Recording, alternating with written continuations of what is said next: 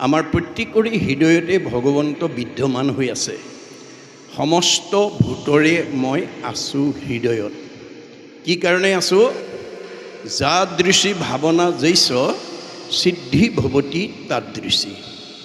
যোনে যেনেকৈ ভাবে মই তেওঁলোকৰ মনৰ ভাৱ তেনেকৈ পূৰণ কৰিবৰ কাৰণে হৃদয়তে আছোঁ।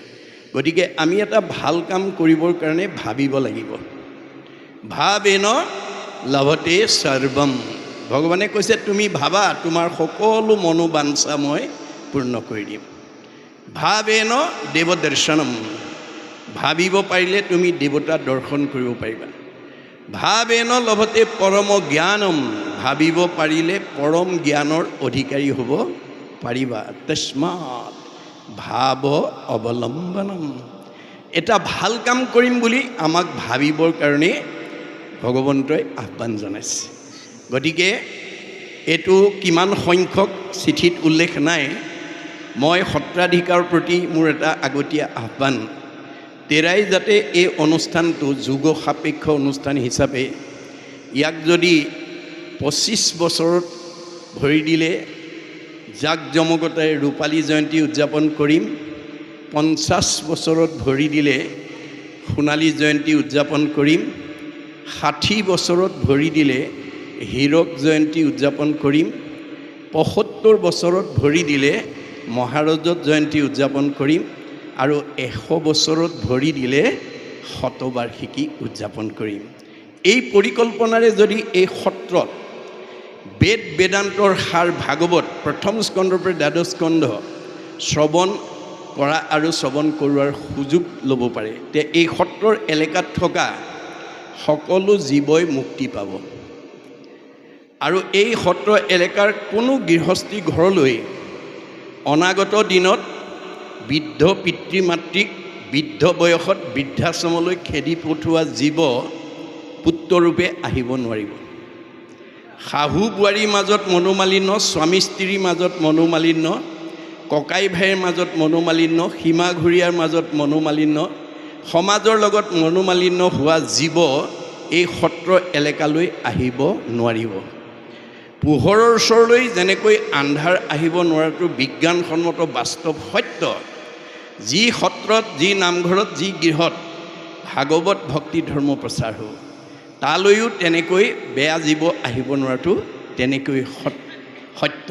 আৰু যদি ইতিমধ্যে আহিছে, ভাগৱত শুনাৰ লগে লগে সি সংশোধন হৈ যাব। আমি ভাগৱত কিয় শুনিব লাগে, কিয় পঢ়িব লাগে, ভাগৱততে উল্লেখ আছে। আকৌ শুনি বন্ধ্যা নাৰী পুত্ৰ হুৱে গুণৱন্ত, দুৰ্জনো সজন হুৱে দুখী ধনৱন্ত। ভাগৱত শুনিলে সতী সন্তান নোহোৱা মহিলাই সুযোগ্য সন্তান পোৱাৰ যোগ্যতা লাভ কৰে। দুষ্ট মানুহ শান্ত হৈ যায় আৰু দুখীয়া মানুহ ধনী হৈ যায়। সেইকাৰণে শংকৰদেৱে সমস্ত জীৱশ্ৰেষ্ঠ মানুহ, কোনো সংঘ অনাসংঘ বামুণীয়া কীৰ্তনীয়া সত্ৰ সমাজ বুলি নহয়, জীৱশ্ৰেষ্ঠ মানুহক আহ্বান কৰি থৈ গৈছে। কি বুলি? কিন্তু আগে প্ৰথমত মহাশাস্ত্ৰ ভাগৱত শুনিওক মহাযত্ন কৰি। ভাগৱত শুনিবলৈ মহাযত্ন বিশেষণ লগাইছে, মনত ৰাখিব। মহাযত্ন কৰি আহিব। বোলে লাভ কি হ'ব? বিষয়ৰ দুখ যত সকলে কৰিব হত, হৰি ভকতৰ সংগ ধৰি। আজিৰ দৰে ভকতৰ সংগত যদি আপোনালোকে ভাগৱত শ্ৰৱণ কৰিব পাৰে, আপোনালোকৰ পাৰিবাৰিক জীৱন, দাম্পত্য জীৱন, যুগ্ম জীৱন, সাংসাৰিক জীৱন, ব্যক্তিগত জীৱন, সামাজিক জীৱনৰ সকলো দুখ কুষ্টৰ পৰা আমি নিজক মুক্ত কৰিব পাৰিম। আজি যি ভাগৱত সত্ৰত শুনিছে, ই পূৰ্বতে ক'ত আছিল? বৈকুণ্ঠত বুলি কৈছে। স্বাদত অমৃতময় পৰম আনন্দ ৰস পূৰ্বতে আছিলা বৈকুণ্ঠত। কৃষ্ণৰ কৃপাটো পাছে অৰ্ধেক বয়স গৈলে, পাইলা ব্ৰহ্মা পদ্ম কলপত। সৃষ্টিকৰ্তা ব্ৰহ্মাই আধা বয়স যাওঁতে পদ্মকল্পত শ্ৰীনাৰায়ণৰ মুখে এই ভাগৱত 4 শ্লোকত শুনিছিল। শুনি ব্ৰহ্মা দিলা নাৰদক ইটো ফলৰ ৰহস্যক, নাৰদে ব্যাসক আনি দিলা, নগৈল তিলেক ভাগি ইডালে সিডালে লাগি, শুক মুখে মাটিত নামিলা। গতিকে ভগৱন্তই নাৰদক ব্ৰহ্মাক ক'লে 4 শ্লোকত ব্ৰহ্মাই 6 শ্লোকক নাৰদক ক'লে, নাৰদে 8 শ্লোকক ব্যাসক ক'লে, ব্যাসে 10 শ্লোকক শুকক ক'লে, শুকে 12 শ্লোকক পৰীক্ষিতক কোৱা ভাগৱত আজি আমি কামদিয়াল সত্ৰত বহি শুনিবলৈ পাইছোঁ। গুৰুজনে আহ্বান জনাইছে, কৰা পান ফল ইটো যাৰো আছে ভাগ্য যিটো। আজি ইয়ালৈ যিসকল আহিছে ভাগ্যৱান বুলি কৈছে ভাগৱতে, ভগৱানে যে যিসকলে আজি ভাগৱত শুনিবলৈ আহিছে ভাগ্যৱান। ৰস বিভাৱনত চতুৰ টেঙৰ মানুহ বুলি কৈছে। আজি ভাগৱত শুনিবলৈ অহাসকলক টেঙৰ মানুহ বুলি কৈছে। সাধুৰ সংগ অনুসৰি কৃষ্ণ কথা কৰ্ণে ভৰি সমস্ত আপদ কৰা দূৰ। আমাৰ জীৱনৰ সকলো আপদৰ পৰা আমি নিজক মুক্ত কৰিব পাৰিম যদি ভাগৱত শুনাৰ সৌভাগ্য ল'ব পাৰিম। আপোনালোকে জীৱন্ত কালত যদি প্ৰথম স্কন্ধ ভাগৱতৰ পৰা দ্বাদশ স্কন্ধ ভাগৱত নিজে পঢ়া বা শুনাৰ সৌভাগ্য ল'ব পাৰে, আপোনালোকো পৰীক্ষিতৰ দৰে গতি পাব। ভাৰতবৰ্ষৰ প্ৰথম কোনে ভাগৱত শুনিবলৈ বাধ্য হৈছিল? যিজনক ভগৱানে শ্ৰেষ্ঠ বৈষ্ণৱ ৰজা কৰি জন্ম দিছিল, যাৰ নাম আছিল পৰীক্ষিত। পৰীক্ষিতক ভগৱন্তই ভাৰতবৰ্ষৰ শ্ৰেষ্ঠ বৈষ্ণৱ ৰজা কৰি জন্ম দিছিল। তৎসত্ত্বেও অভিশপ্ত হৈ গ'ল। কিয়? তেওঁক দিয়া প্ৰতিভাটো প্ৰয়োগ কৰিব নজনাৰ কাৰণে। তেওঁক ভগৱন্তই বৈষ্ণৱ কৰি জন্ম দিছিল। বৈষ্ণৱৰ প্ৰতিভা কি? সাধুৰ সেৱা নাম ধৰ্ম কৰিবেক সাৰ, বৈষ্ণৱ বোলয় এহি তত্ত্ব আছে যাৰ। আপোনালোকৰ ঘৰৰ পৰিয়াল সমাজৰ মানুহৰ মাজত যাৰ সন্ত মহন্ত ভক্ত বৈষ্ণৱ সাধুৰ প্ৰতি যাৰ শ্ৰদ্ধা থাকিব, নামৰ প্ৰতি যাৰ আস্থা থাকিব, সেই গুণবিশিষ্ট ব্যক্তিজন ডেকা ল'ৰাই হওক বা গাভৰু ছোৱালীয়ে হওক, বোৱাৰীয়ে হওক বা শাহুৱেই হওক, পিতৃয়ে হওক বা মাতৃয়ে হওক, তেওঁ গুণত বৈষ্ণৱ। বৈষ্ণৱৰ দ্বিতীয় বৈশিষ্ট্য কি? এনেদৰে সংগবদ্ধভাৱে ঈশ্বৰৰ কথা শুনাৰ কাৰণে বহাৰ পিছত নাম প্ৰসংগতেই হওক, পাঠ প্ৰসংগতেই হওক, ভাগৱত ব্যাখ্যাতেই হওক, ধৰ্মালোচনী সভাতেই হওক, একেলগে বহাৰ পিছত গ্ৰাম্য কথা নাপাতে, বিষয়ৰ কথা নাপাতে। ভকতৰ বিষয়ত নাহি আসকতি, কৃষ্ণ কথা শুনিবলৈ সদায় কৰে ৰতি। দৈনন্দিন জীৱনত কৃষ্ণ কথা এটা শুনি কেনেকৈ জন্ম জন্মান্তৰ কাৰণে অক্ষয় পুণ্য সঞ্চয় কৰি জীয়াই থাকোঁতে সুখ ভোগ আৰু শান্তিত থাকি মৰিলে সদগতি পাব পাৰে, তাৰ কাৰণে সদায় অনুৰাগী হৈ থাকে। কৌতূহলী, কিউৰিঅচিটি অফ মাইণ্ড, কৌতূহল মন এটা লৈ বহি থাকে। কিয়নো জগত পাৱন হৰি কথা সমুদায়, ভকতৰ সংগ বিনে আন সংগে নাই।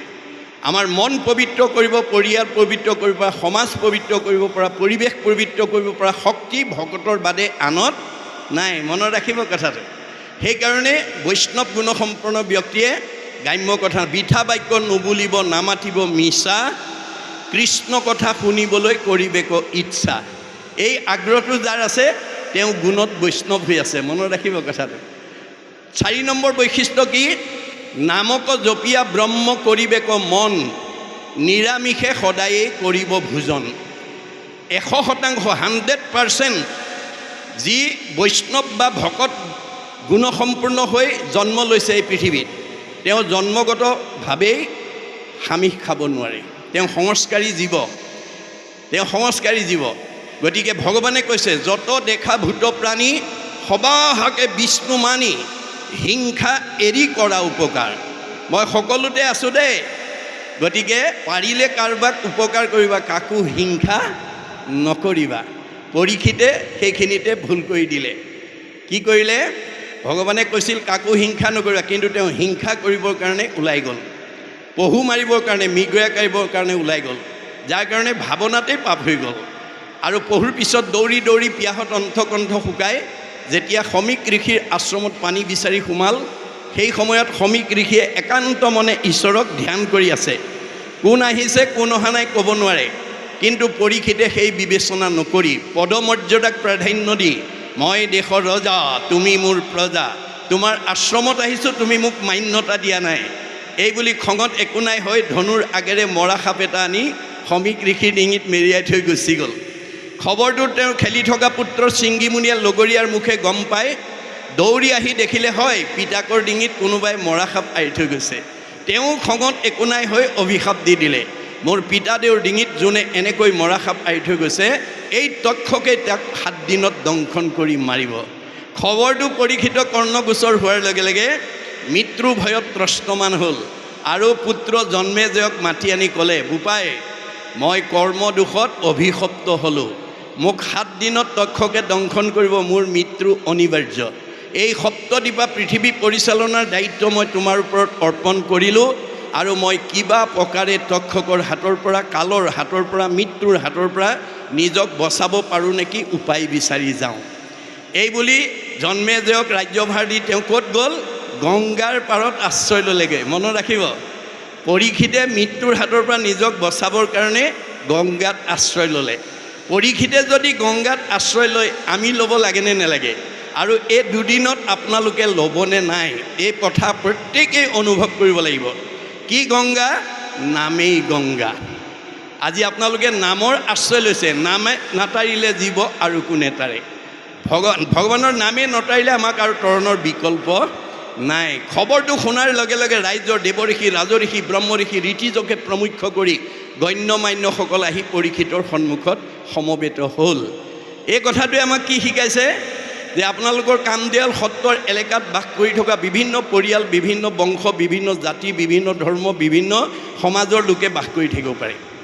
ধৰ্মৰ ভিন্নতা থাকিব পাৰে, সমাজৰ ভিন্নতা থাকিব পাৰে, জাতিৰ ভিন্নতা থাকিব পাৰে, পৰিয়ালৰ ভিন্নতা থাকিব পাৰে, বংশৰ ভিন্নতা থাকিব পাৰে, কিন্তু আত্মাৰ ভিন্নতা নাই। মনত ৰাখিব, আত্মা দৃষ্টিত আপোনাৰ আৰু মোৰ মাজত কোনো পাৰ্থক্য নাই। তোমাৰে সেই অংশ আমি যত জীৱ যা, আমি সকলো ভগৱানৰ অংশ জীৱ। দেহৰ বৈষম্যতা আছে, কিন্তু আত্মাৰ বৈষম্যতা নাই। আত্মা দৃষ্টিত আপুনি বাস কৰি থকা অঞ্চলত কাৰোবাৰ বিপদ আপদ এটা হ'লে তেওঁৰ ওচৰলৈ গৈ এটা সহানুভূতি জনোৱাটো মানৱীয় ধৰ্ম। মোৰ কোনো বংশ নহয়, পৰিয়াল নহয়, মোৰ কোনো সমাজৰ নহয়, মোৰ কোনো জাতিৰ নহয়, এই বুলি যদি খবৰ এটা নোলোৱাকৈ থাকে, ঈশ্বৰে আপোনালোকক বেয়া পাব। মনত ৰাখিব দেই, ঈশ্বৰে বেয়া পাব। ঈশ্বৰে কাক ভাল পায়? বাইবেলত কৈছে, গড লাভছ হিম হু লাভছ হিজ ক্ৰিয়েচাৰ। ভগৱানে সেইজনকেই ভাল পায় যি তেওঁৰ সৃষ্টিৰ প্ৰাণীবিলাকক ভাল পায়। গতিকে আপোনালোকেও অনাগত দিনত ভাগৱতৰ আদৰ্শৰে নিজক আগুৱাই লৈ যাব। তেতিয়া জীৱন সুখ আৰু শান্তিৰ হ'ব আৰু মৰিলে গতি পাব। ভাগৱতে কেৱল জীৱনশৈলীৰ কথা কৈ আছে, কিন্তু কওঁতে কাহিনী, উপকাহিনী, আখ্যান উপাখ্যানৰ মাজেদি কৈছে। এতিয়া নৱসিদ্ধ, নিমি নৱসিদ্ধ সংবাদ নামৰ এটা কাহিনীৰ যোগেদি আমাক জীৱনশৈলীৰ কথা কৈ আছে। মই পৰৱৰ্তী সময়ত মই পদবন্ধে আলোচনা কৰিম। মই আপোনালোকৰ দৃষ্টি আকৰ্ষণ এইকাৰণেই কৰিছোঁ যে আমাৰ বহুতে এই ভাগৱত অনুষ্ঠানলৈ আহিলে কি হয় নাজানে। ইয়াত আহিলে কি হয়? অক্ষয় পুণ্য হয়। ভাগৱত শুনিবলৈ অহাৰ লগে লগে উপজয় পুণ্য, পাপ হুৱে দূৰ, মিলে মহামুখ্য সুখ প্ৰচুৰ। গতিকে আমাৰ ভাগৱত শুনিবলৈ অহাৰ লগে লগে আপোনালোকে আহোঁতে যদি বাটত কোনোবা বন্ধু বান্ধৱ বা ভকত বৈষ্ণৱে লগ পাই যদি কথা পাতিছে, আপোনাক দৰ্শন কৰিছে, সেই দৰ্শনজন কৰাজনৰ কি হ'ব? বেদত কৈছে, বৈষ্ণৱালয় সমীপ স্থান, বিষ্ণু সেৱাৰ্থে গতান, ছান্দালান পতিতান পৃষ্ঠোৱা ন স্নান মাচুৰীত। ভগৱানে কৈছে, মোৰ কথা শুনিবলৈ যোৱা মানুহ আৰু নামঘৰ সত্ৰৰ কাষত বাস কৰা মানুহক যদি দৈৱবশে দৰ্শন আৰু পৰ্শন হয়, ইমানেই পুণ্য হয়, গা নুধুলেও হয়। মনত ৰাখিব। গতিকে আপোনালোক কিমান পুণ্যৱান, এই কথাটো আজি প্ৰত্যেকেই উপলব্ধি কৰিব লাগিব। গতিকে ভাগৱত যদি আপোনাৰ হয়তো 3 ঘণ্টা ইয়াত বহিবলৈ কাৰোবাৰ বিশেষ কাৰণত সময় নহ'ব পাৰে, আহি যদি সেৱা এটাও কৰি যায়, দৰ্শনাত সেৱাত পাপ নাচিনী। মনত ৰাখিব কথাটো। কাৰোবাৰ হয়তো গোটেই দিনটো বহিবলৈ সময় নহ'ব পাৰে, কিন্তু সেৱা এটা কৰি যোৱাৰ কাৰণে যত্নপৰ হ'ব। কাৰণ আমাক ইয়াত সেৱা কৰিলে উদ্ধৱক কৈছে, মই প্ৰাণৰ পিছত তোমাৰ মাজতে থাকিম। ক'ত থাকিম? তিৰুদ্ধায় প্ৰবিষ্টু অয়ম শ্ৰীমৎ ভাগৱত নৰ্বম তে নয় বাংময় মূৰ্তি প্ৰত্যক্ষ বৰ্ততে হৰৈ শ্ৰৱণাত সেৱনাত দৰ্শনাত পাঠাত পাপ নাচিনী। মই শব্দ ব্ৰহ্ম, ৱৰ্ড ইজ গড, অবিনাশী। মনত ৰাখিব, শব্দ এটা এৰোতে সাৱধান হ'ব, যাতে আপোনাৰ শব্দটোৱে আনক আঘাত দিব লগা নহয়, আপুনি কোৱা কথাষাৰে যাতে আনক আঘাত দিব লগা নহয়। শব্দ ব্ৰহ্ম অবিনাশী, ইয়াৰ বিনাশ নাই। ধেমালিটো ল'ৰা ছোৱালীক খাও সপনি নিদিব, ধেমালিটো ল'ৰা ছোৱালীক দুষ্ট ছোৱালী, বদমাছ ল'ৰা বুলি নক'ব। শব্দ ব্ৰহ্ম, ইয়াৰ প্ৰতিক্ৰিয়া আছে।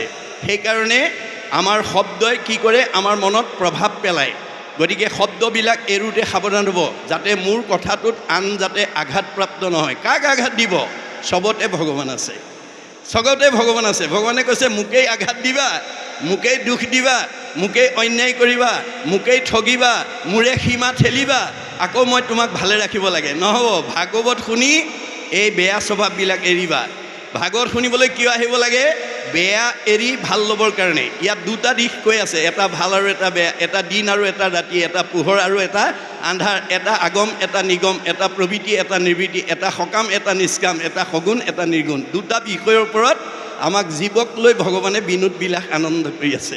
ভাগৱতে সমস্ত তথ্য দিছে। মনত ৰাখিব, প্ৰত্যেকখন ঘৰতে ল'ৰা ছোৱালীৰ জন্মদিন হওক, বাৰ্ষিক সেৱা উপলক্ষে হওক, বা কোনো বিবাহ মহোৎসৱ উপলক্ষে বা কাৰোবাৰ স্মৃতি দিনৰ উপলক্ষে আপোনালোকে জীৱন্ত কালত যদি প্ৰথম স্কন্ধ ভাগৱত দ্বাদশ স্কন্ধ শুনিব পাৰে, মুক্তি পাই যাব।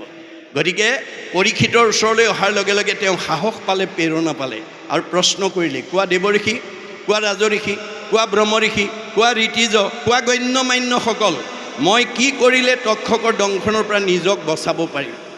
ৰজাৰ প্ৰশ্ন শুনি প্ৰত্যেকে নিজা নিজা অভিমত আগবঢ়ালে। কোনোৱে ক'লে তপ কৰা, কোনোৱে ক'লে জপ কৰা, কোনোৱে ক'লে যজ্ঞ কৰা, কোনোৱে ক'লে দান কৰা, কোনোৱে ক'লে তীৰ্থ কৰা, কোনোৱে ক'লে স্নান কৰা। নানা ঋষিৰ নানা মত। নানা ঋষিৰ নানা মতে পৰীক্ষিতৰ মৃত্যু ভয় আঁতৰ কৰিব নোৱাৰিলে। কিয়? কাৰণটো এই একাদশ স্কন্ধ ভাগৱতে গুৰুজনে লিখি থৈ গৈছে যে ভগৱন্তৰ সৃষ্টি চাৰিমুঠি জীৱ, উৰণ বুৰণ গজন ভ্ৰমণ। এই চাৰিমুঠি জীৱৰ ভিতৰত আজিৰ দৰে ঈশ্বৰৰ কথা শুনি কৈ ভক্তি কৰি ধৰ্ম আচৰণ কৰি মুক্তি পাব পৰা শক্তি আনৰ নাই। গীতাত কৈছে অসংখ্যাত জীৱ আছে সংসাৰৰ ভিতৰে, মনুষ্যাসে ভজে আনে ভজিতে নাপাৰে। ভগৱন্তৰ সৃষ্টিৰ চাৰিমুঠি জীৱৰ ভিতৰত ঈশ্বৰক ভজিব পৰা শক্তি মানুহৰ বাদে আনৰ নাই। এতিয়া আমি কেনেকৈ ভজিব লাগিব?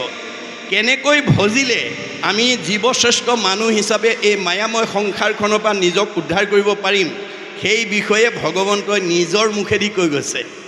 আন ধৰ্মবিলাক ঋষিবিলাকৰ মুখেদি কোৱাৰ কাৰণে নানা ঋষিৰ নানা মতে পৰীক্ষিতৰ মৃত্যু ভয় আঁতৰ কৰিব নোৱাৰিলে। অৱশেষত তেওঁ নিজৰ মুখেদি কোৱা এইটোৱে হৈছে কি, আন ধৰ্ম ঋষিৰ মুখে কৰাইলা বেকত, কহিলা আপোন মুখে নিজ ধৰ্ম যত।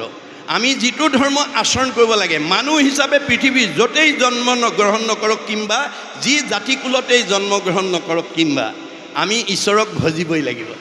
মানুহৰ বাদে ঈশ্বৰক ভজিব পৰা আনৰ অধিকাৰ নাই। বাকীবিলাকৰ লগত চাৰিটা বিষয়ত আমাৰ পাৰ্থক্য নাই দেই। ভগৱন্তৰ সৃষ্টিৰ চাৰিমুঠি জীৱৰ গৰু ছাগলীৰ লগত আমাৰ চাৰিটা বিষয়ত পাৰ্থক্য নাই। বেদে কৈছে আহাৰ নিদ্ৰা ভয় মৈথুনৈশ্য সামান্যম এতৎ পশুৰভি নৰানাম। এই আহাৰ নিদ্ৰা ভয় মৈথুন আমাৰো আছে, গৰু ছাগলীও আছে। আমিও আহাৰ খাওঁ, গৰু ছাগলীও খায়। আমিও জিৰণি লওঁ, গৰু ছাগলীয়েও লয়। আমিও সন্তান জন্ম দিওঁ, তেওঁলোকেও দিয়ে। আমিও মৰিবলৈ ভয় কৰোঁ, তেওঁলোকেও ভয় কৰে। গতিকে ইতৰ প্ৰাণীৰ লগত আমাৰ চাৰিটা বিষয়ত পাৰ্থক্য নাই। আমাৰ পাৰ্থক্যটো ক'ত আছে? ধৰ্মহি তেইছাম অধিক বিশেষ। ধৰ্ম গুণটো অন্য প্ৰাণীতকৈ আমাৰ বেছি থকাৰ কাৰণেহে আজি আমি সত্ৰত এনেকৈ একেলগে বহি ঈশ্বৰৰ কথা শুনিব পাৰিছোঁ। অন্য প্ৰাণীয়ে নোৱাৰে। যদি এইটোৰ প্ৰতি আমি অনুৰাগী নহওঁ, তেতিয়াহ'লে বেদে কৈছে ধৰ্মেন হীনা পশুৰভি সমানা। যাৰ ঈশ্বৰৰ প্ৰতি অনুৰাগ নাই সি দেখাতহে মানুহ, স্বভাৱত পশুৰ লগত কোনো পাৰ্থক্য নাই। এতিয়া আমি জীৱশ্ৰেষ্ঠ মানুহ হিচাপে কেনেকৈ ঈশ্বৰক ভজিব লাগিব? ভগৱানৰ নিজৰ মুখেদি কৈ গৈছে, কহিলা আপোন মুখে নিজৰ ধৰ্ম যত। সেইটোৱে হৈছে ভাগৱত ধৰ্ম, সেইটোৱে হৈছে ভক্তি ধৰ্ম, আৰু সেইটোৱে হৈছে নাম ধৰ্ম। অৱশেষত শুকদেৱে আহি 7 দিন 7 ৰাতি প্ৰথম স্কন্ধৰ পৰা দ্বাদশ স্কন্ধলৈকে নীৰৱ নিচ্ছিন্নভাৱে শুনাই দিয়াৰ লগে লগে দ্বাদশ স্কন্ধ ভাগৱত শুনাৰ লগে লগে পৰীক্ষিতৰ ব্ৰহ্মজ্ঞান প্ৰাপ্ত হৈ গ'ল। মই ইমান সময় মৰিম বুলি যিটো ভয় কৰি আছিলোঁ তাৰ দেখোন মৃত্যুৱেই নাই। অৰ্থাৎ আমাৰ জীৱৰ মৃত্যু নাই। মৃত্যু কাৰ আছে? দেহৰেহে ধৰ্ম জনম মৰণ। আমাৰ দেহটোহে জন্ম মৃত্যু আছে। জীৱৰ কি আছে? সংস্কাৰ আৰু গতি। আমাৰ জীৱটোৰ গতি কেনেকৈ হ'ব? গীতাত অৰ্জুনক কৈছে যেন ঝুকে তৃণ পাইলে এৰয় অপৰ, জীৱৰ দেহৰ জানা সেহি পতন্তৰ। এটা চিনা জোকে মুখৰ আগত আন এডাল বন নোপোৱালৈকে যেনেকৈ পিছৰ ডাল এৰি নিদিয়ে, আমাৰ দেহত থকা জীৱটোৱে আন এটা দেহ নোপোৱালৈকে এইটো দেহৰ পৰা ওলাই নাযায়। দ্বিতীয় এটা উপমা দিছে, যেন নৱ বস্ত্ৰক পুৰুষে পিন্ধে আগ, পুৰাতন বস্ত্ৰ পাছে কৰে পৰিত্যাগ। আপুনি ফটা চোলা এটা পিন্ধি আছিলে, বজাৰৰ পৰা নতুন এটা অনাৰ লগে লগে আমি পুৰণাটো পেলাই যেনেকৈ নতুনটো পিন্ধোঁ, ঠিক তেনেকৈ আমাৰ দেহত থকা জীৱটোৱে নতুন এটা দেহ নোপোৱালৈকে পুৰণা দেহটোৰ পৰা ওলাই নাযায়। এতিয়া আপোনাৰ দেহত থকা জীৱটো গতি দুটা, হয় ঊৰ্ধ্বগতি নহয় অধোগতি। মনত ৰাখিব দেই, গতি দুটা, হয় আপগ্ৰেড নহয় ডিগ্ৰেড। আজিৰ দৰে যদি ভাগৱত শুনে, তেতিয়া আপোনাৰ জীৱ সংস্কাৰী হ'ব। সংস্কাৰী জীৱই জীয়াই থাকোঁতে শান্তি পাব, মৰিলে সদগতি পাব। আৰু ভাগৱত নুশুনা জীৱ অসংস্কাৰী হৈ থাকিব, জীয়াই থাকোঁতে অশান্তি পাব, মৰিলে অধোগতি যাব। মনত ৰাখিব কথাটো, জীৱৰ গতি দুটা, হয় ঊৰ্ধ্বগতি নহয় অধোগতি। ভাগৱত নুশুনা জীৱ কোনো ঊৰ্ধ্বগতি হ'ব নোৱাৰে। এই কথা বেদে স্বীকাৰ কৰিছে, ভগৱানে স্বীকাৰ কৰিছে। আৰু এইটো অকল ধৰ্ম দৰ্শনে নহয়, বিজ্ঞানেও স্বীকাৰ কৰিছে। যে আমাৰ বিজ্ঞানে কৈছে যে আমাৰ পৃথিৱীৰ উপৰিভাগত যি বায়ুমণ্ডল আছে, তাক ঘনত্বৰ ওপৰত বিজ্ঞানে প্ৰধানকৈ 3টা স্তৰত ভাগ কৰি দেখুৱাইছে: টপস্ফিয়াৰ, টেট্ৰস্ফিয়াৰ, আইনস্ফিয়াৰ। আইনস্ফিয়াৰক আটাইতকৈ ওপৰৰ স্তৰ বৈতৰণী নদী বুলি কল্পনা কৰা হৈছে। ভাগৱত শুনা জীৱ ইমান সংস্কাৰ হৈ যাব, প্ৰয়াণৰ পিছত ৰকেটৰ দৰে 3টা লেয়াৰ ভেদ কৰি 14 ব্ৰহ্মাণ্ডৰ বাহিৰত শুদ্ধ জীৱ ভকতৰ কাৰণে নিৰ্মাণ কৰি থোৱা বৈকুণ্ঠত অৱস্থান কৰিব, আৰু ঘূৰি আহিব নালাগে দেই, মনত ৰাখিব। ভাগৱত শুনা জীৱ পৃথিৱীলৈ আৰু আহিব নালাগে। আৰু ভাগৱত নুশুনা জীৱ এই 3টা লেয়াৰৰ ভিতৰতে ঘূৰি থাকিব। পুনৰপি জনমম পুনৰপি মৰণম, পুনৰপি জনমম পুনৰপি মৰণম। আপুনি যিমান দামী কাপোৰ নিপিন্ধক, মলি পৰিবই। আৰু মলি গুচাবলৈ চাবোন বা চাৰ্ফ ব্যৱহাৰ কৰিবই লাগিব।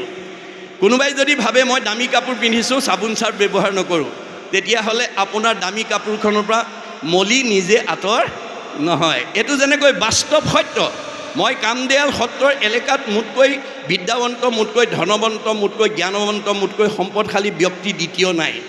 এই বুলি কোনোবাই যদি লগত নিব নোৱাৰা ধন সম্পত্তিৰ ওপৰত মোহগ্ৰস্ত হৈ অভিমান কৰি এই দুদিনীয়া ভাগৱতলৈ যদি নাহে, তেওঁ কেতিয়াও সংস্কাৰ হ'ব নোৱাৰে। মনত ৰাখিব কথাটো। তেওঁ এই 3টা লেয়াৰ ভিতৰত ঘূৰি থাকিব।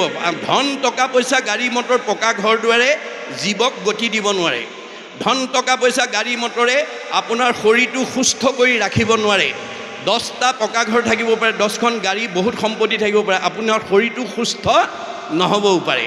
আপোনাৰ মনটো শান্তিত নাথাকিবও পাৰে, আপোনাৰ পৰিয়ালত শান্তি নাথাকিবও পাৰে। ভাগৱতে কৈছে, সুমংগলেই অমংগল জানা কৃষ্ণ বিনে। অমংগলেই সুমংগল কৃষ্ণৰ কীৰ্তনে। চব আছে, ঈশ্বৰৰ নাম নলয়। অমংগল এটাৰ পিছত এটা আহিব, মনত ৰাখিব। অমংগল হৈছে 4জন ভকত আনি পাঠ একেদে কৰক, নাম এষাৰ গাওক, মংগল হৈ যাব। এই তথ্য দি আছে।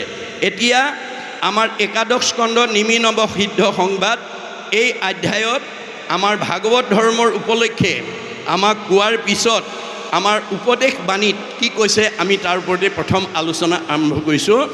যে মহাপুৰুষ গুৰুজনাই এই জীৱশ্ৰেষ্ঠ মানুহ এই সংসাৰৰ পৰা উদ্ধাৰ হ'বৰ কাৰণে তেওঁ বহু ঠাইত নিজা উপদেশ বাণীৰে আমাক জ্ঞান দিব প্ৰয়াস কৰিছে। তেওঁ কৈছে, শুনা সভা সদলোক, কলিত সদগতি হৌক, কৃষ্ণৰ কথাটো দিয়া চিত্ত। আমি যেতিয়ালৈকে কৃষ্ণ কথা নুশুনিম, আমাৰ চিত্তটো কেতিয়াও শুদ্ধ হ'ব নোৱাৰিব। মনত ৰাখিব কথাটো। আপুনি বচনত ঈশ্বৰৰ শৰণ ল'ব পাৰিব, বচনে কেৱল মাত্ৰ হৰিত শৰণ লোৱা, চিত্তে আন দেৱক ভজয়, জানিবাহা কদাচিতো সিদ্ধি সিটো নলহয়, হৰিত আৰু সন্তোষ নহয়। আপুনি যেতিয়ালৈকে এক ঈশ্বৰত, এক দেও, এক সেউ, এক বিনে নাই কেও, এই ধাৰণাটো যিদিনালৈকে আপুনি মনত আনিব নোৱাৰিব, সেইদিন তেতিয়ালৈকে আপোনাৰ মনে বিভিন্ন দেৱ দেৱী পূজা অৰ্চনাৰ প্ৰতি গুৰুত্ব দিব। গতিকে শংকৰদেৱে ভাগৱতৰ মাজেদি, যদিও তেওঁ অসম মাতৃৰ বুকুত আৱিৰ্ভাৱ হৈছিল, তেওঁ অসমৰ বা ভাৰতৰ মানুহৰ প্ৰতিয়ে উপদেশ দি যোৱা নাছিল। শংকৰদেৱে ভাগৱতৰ মাজেদি, ধৰ্মৰ মাজেদি বিশ্বৰ জীৱশ্ৰেষ্ঠ মানুহক আহ্বান জনাইছিল। কি বুলি? উবা নৰলোক হৰি ভজিউক, ধৰা ইটো উপদেশ, এৰা আলজাল জীৱা কটকাল, জৰা ভৈল পৰবেশ। উবা অসমৰ মানুহ, উবা ভাৰতৰ মানুহ, উবা সংঘ, অনাসংঘ, বামুণীয়া, কীৰ্তনীয়া, সত্ৰ সমাজৰ বুলি সম্বোধন কৰা নাই। বিশ্বৰ জীৱশ্ৰেষ্ঠ মানুহৰ প্ৰতি আহ্বান চলাইছে। যিটো আহ্বানৰ প্ৰতি সঁহাৰি জনাই মহামানৱ মহাত্মা গান্ধীয়ে এটা মন্তব্য কৰি থৈ গৈছে, কি বুলি? What Sankardev was alone able to do nowadays the whole army of the English knowing people cannot do. বিশ্বত এতিয়ালৈকে যিমানবিলাক গুৰু আৱিৰ্ভাৱ হ'ল, শংকৰদেৱে বিশ্ব মানৱৰ কাৰণে যিমান অমূল্য অৱদান দি থৈ গৈছে, পৃথিৱীত আৰু কোনো গুৰুৱে সিমান অৱদান দিব পৰা নাই। আৰু সেইজন গুৰু অসম মাতৃৰ বুকুত আৱিৰ্ভাৱ হোৱাৰ কাৰণে মহাত্মা গান্ধীয়ে অসমবাসীক ভূয়সী প্ৰশংসা কৰি থৈ গৈছে, কি বুলি? Assam is indeed fortunate for Sankardev has 5 centuries back given to Assamese people an ideal which is also my ideal of Ram Rajya. মই যিখন ৰাম ৰাজ্য অসমত প্ৰতিষ্ঠা কৰাৰ মানস কৰি আহিছিলোঁ, শংকৰদেৱে 500 বছৰ পূৰ্বতে সেই ৰাম ৰাজ্য অসমত প্ৰতিষ্ঠা কৰিছে। অসমবাসী সঁচাকৈয়ে ভাগ্যৱান।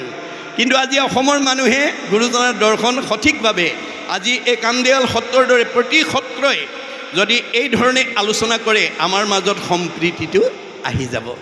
আমি এক আত্মা হিচাপে আমি প্ৰতিষ্ঠিত হ'ব পাৰিম। এতিয়া আমাৰ দেহ ধৰ্ম লৈ আছে, যেতিয়ালৈকে আপোনালোকে দেহ ধৰ্ম ল'ব, এই 3টা লেয়াৰতে ঘূৰি থাকিব লাগিব। পুনৰপি জনমম পুনৰপি মৰণম। কাৰণ দেহ অনিত্য অশ্বাশ্বত। দেহৰহে মতা মাইকী বগা ক'লা ওখ চাপৰ শকত ক্ষীণ আপোন পৰ চুত বৰ, এইবিলাক দেহৰ ধৰ্ম।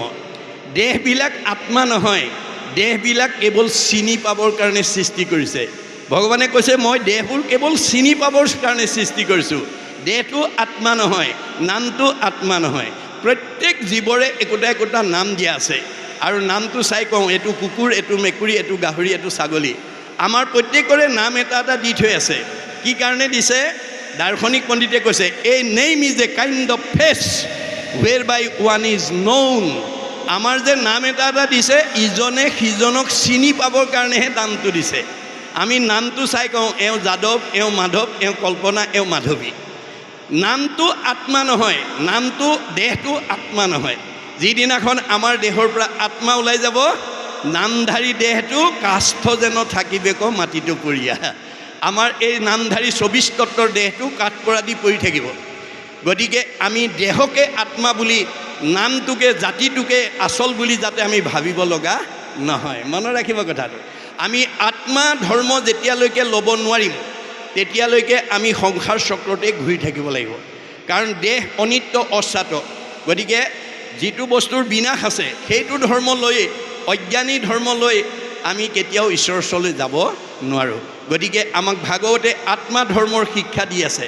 সেইকাৰণে তেওঁ সকলোকে কৈছে কি বুলি, যে কলিত সদ্গতি হওক কৃষ্ণৰ কথাটো দিয়া চিত্ত, পৰম অমৃত ৰস মাধৱৰ নাম যশ, জানা ইহে পৰলোক বিত।